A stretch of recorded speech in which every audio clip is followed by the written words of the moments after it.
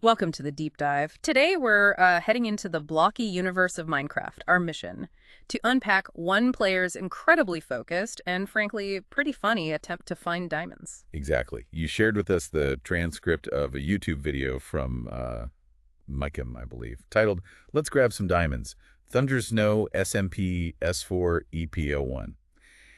Think of this as us observing a very determined prospector in a digital world. Okay, so the scene is a brand new season on a shared Minecraft world. It's called Thunder Snow SMP. For those less familiar, SMP stands for Survival Multiplayer. Basically, several players team up or sometimes compete in the same online world. Yeah. And at the start of a new season, everyone's in that initial rush, getting basic resources, punching trees for wood, mining stone, the foundational stuff. Wait, the basics. A key early goal for this group seems to be making sure a nearby village is safe from the game's monsters, like zombies and creepers. And it's right as this new season kicks off that one player, Zach, declares his ambition. He wants to find diamonds in this very first episode. Wow, first episode. That's ambitious. Yeah, he even says it'll be easy enough, which, I mean, anyone who's played Minecraft knows diamonds can be tricky to find. So that immediately sets up this kind of tension, Oh, absolutely. That initial burst of confidence is almost charming, knowing what's probably coming. Because as we dig into this transcript, it becomes clear this isn't just about finding a valuable in-game item. No, not at all. It's about that drive, right?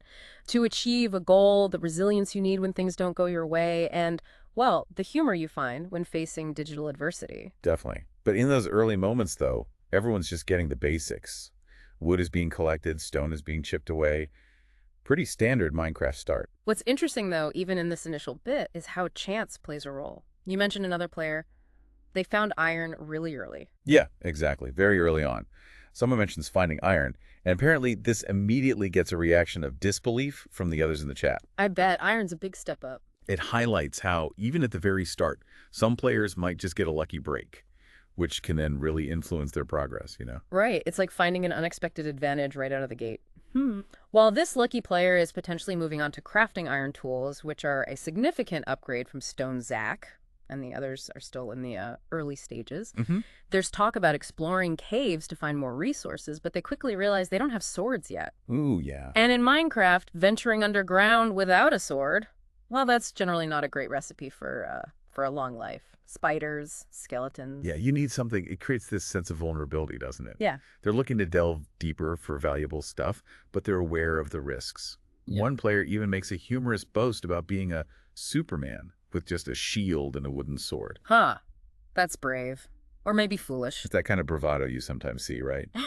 Trying to build confidence when facing a challenge. And this is where we start to see different approaches emerging. The transcript captures a bit of a debate about the best way to get down into the underground to where the good ores are. Right. One player suggests just digging straight down. Okay, now for anyone who hasn't played Minecraft, digging straight down is a bit of a gamble. A big gamble, really. Why is that? Well, you could very easily dig right into a lava pool. They're quite common at deeper levels and obviously extremely dangerous. Or you could fall into a deep, dark chasm. You just don't know what's below that next block. Ah, right. So it's fast, but perilous. Exactly. It's a fast way to get down, but with significant risks. It's that high risk, high reward idea, though. Often it's just high risk. Makes sense. Zach, though, he opts for a different path. Much more cautious, it sounds like. Yeah, he decides to build a stairwell down. Block by painstaking block. Slower, safer. So you have these two contrasting strategies right from the start. One player prioritizing speed, taking a direct route, even with the potential for sudden disaster. The gambler. While Zach is focusing on safety and control, even if it takes way more time to reach those deeper levels where diamonds are typically found, around Y level -58 these days, I think. Something like that, yeah. Deep down. It's a great little illustration of different problem-solving styles, isn't it? Even in a game. People approach challenges with different levels of risk aversion, different priorities. Absolutely. And while there's this initial phase of everyone starting together, it soon gives way to Zach's very personal, very focused quest for those elusive diamonds. Which leads us, to the main focus of our deep dive. Zach's increasingly determined and often pretty funny struggle. Because while the beginning sets the stage, the real story unfolds as Zach just dedicates himself to this one goal. And that initial optimism you mentioned, It really takes a nosedive. Oh, it sounds like it. What's fascinating is how his tone changes. He starts out genuinely believing finding diamonds will be straightforward, easy enough. Yeah. Famous last words. But as his stone pickaxe just keeps hitting stone, maybe some coal, maybe some, I don't know, gold, which isn't that useful early on. You can feel his frustration building. Definitely. There's even this running joke that starts about diamonds having been, like, removed from the game entirely. Ha! Classic gamer coping mechanism. Exactly. When you're putting in the effort and just not seeing results, sometimes it's easier to joke that the game itself is broken rather than just accepting, a string of bad luck. Yeah. It's a funny way to vent. And throughout his mining, Zach provides this constant commentary, right, on his lack of success, lots of sarcasm, growing exasperation. Oh yeah, the transcript is full of it. You can practically hear the sighs. And then comes the kicker, the added layer of irony. Another player, JP, announces that he's found diamonds. Oof. Yeah. This, understandably, is met with just immediate disbelief from Zach, who by this point is deep in what you might call diamond hunting despair. Right. It's that classic feeling. You're working so hard for something, grinding away, and then someone else just seemingly stumbles upon it effortlessly. It just amplifies your own sense of like, ugh, why me? It's almost a comedic setup, isn't it? Zach is toiling away, meticulously digging his careful stairwell and branching tunnels, The safe way. while another player seemingly just has this stroke of pure luck. And it doesn't stop there, does it? JP later claims to have found a 7 vein of diamonds. Yeah, a 7 vein, which, in Minecraft terms, a vein is a cluster of ore blocks together. Yeah. And finding 7 diamonds all in one spot is, well, it's a pretty significant find. Makes Zach's fruitless efforts seem even more pronounced. You really see Zach's mindset evolve, or maybe devolve, throughout this episode. He begins as this hopeful explorer, excited about the possibilities of the new world. Full of vim and vigor. Exactly. But as his diamond hunt drags on without success, he starts questioning his choices, even joking about giving up on diamonds altogether, and maybe focusing on, well, let's just say a less conventional method of resource acquisition involving the local villagers. Ah, yes, the villager relocation program. Or maybe aggressive trading. Something like that. That idea, while probably said in jest, does highlight a common response to frustration in games, and maybe even in life, right? When one path to a goal is blocked, you start to consider alternatives, sometimes, let's say, less ethical routes. It's a dark comedic moment that just underscores his desperation, I think. And then, adding to the drama, Zach sets himself a deadline.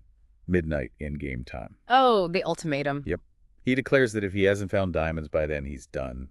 Done with diamond mining. For this session, anyway. That self-imposed deadline, man, that's something a lot of us can probably relate to, whether it's in a game or trying to finish a project or whatever. That moment where you say, okay, I'm going to give this until this point, and then I need to reevaluate. Totally. But, of course, as we see, even that firm declaration is tested. The allure of those shiny blue gems in Minecraft is strong. It really is. And just when it seems like Zach might actually genuinely give up throwing the pickaxe, JP drops another bomb. Another claim, yeah. This one's even wilder. JP claims he's found diamonds on the floor of Zach's tunnels. Wait, what? On the floor? Yeah, like diamonds that Zach apparently just mined past and didn't pick up. Or maybe missed seeing entirely. No way. The sheer improbability of that. The idea that Zach was so focused on mining new blocks, pushing forward, that he overlooked diamonds right under his nose. Or, well, under his virtual feet. It's the perfect comedic twist, isn't it? The ultimate punchline to his long, arduous, frustrating search. I can only imagine Zach's reaction. Pure disbelief, utter exasperation. All of the above, I think. Yeah. The transcript suggests just... Yeah, utter disbelief and maybe some choice words about the situation. His final comments about the stupidity of the whole thing and his wavering promise to never mine diamonds again.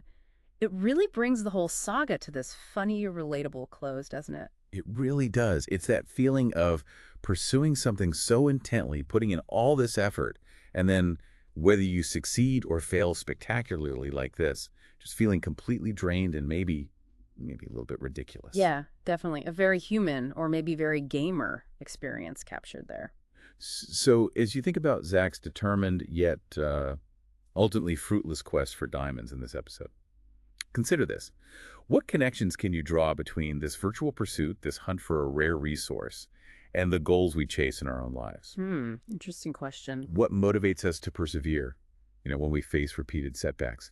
And at what point do we, like Zach, briefly considering a career change to villager relations, Hmm. think about changing our strategies entirely?